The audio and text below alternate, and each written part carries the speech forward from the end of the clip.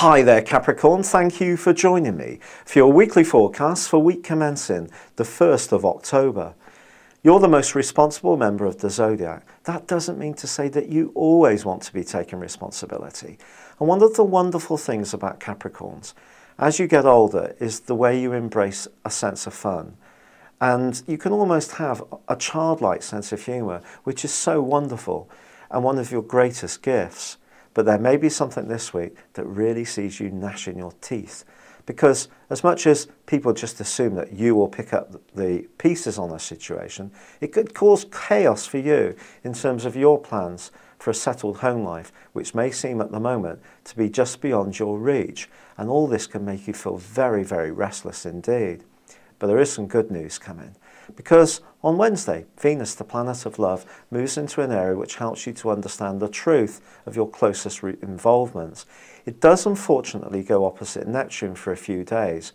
So anything to do with travel or to do with projects that have a contractual influence in them or part of them, go very, very careful. Remember, Venus is also about money, not just about love. And there may be something that you're not being told at the heart of this week. Just wait until the end of the week and then you'll be much, much clearer. Because Mercury and Saturn have been side by side in the early part of this week, in the part of your scope to do with responsibilities.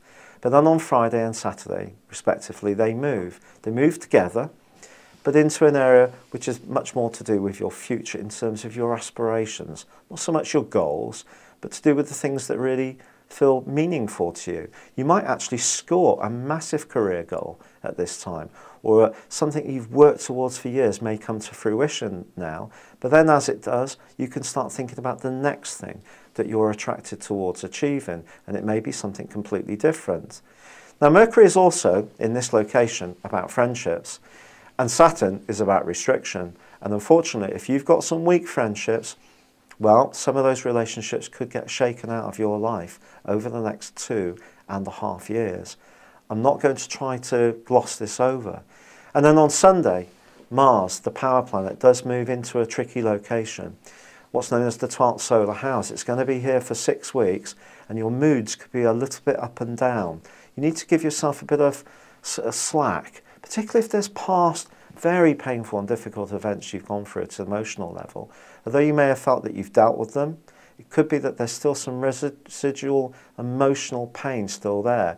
If anger suddenly comes up and you remember this, your mind goes back to a past event, don't just sweep it under the carpet. You need to look at it, pick it over, try to understand it as the person you are now, not the person you were then. You might find that you can forge a new relationship with this old issue.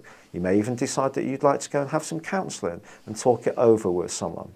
But with Saturn moving into this new area for you, you are going to be thinking much more seriously about what you really want from your future. And it might not just be about status, money, big job, big car. It could go beyond all this kind of stuff, much, much more subtle. Thank you for joining me. Good luck and goodbye for now.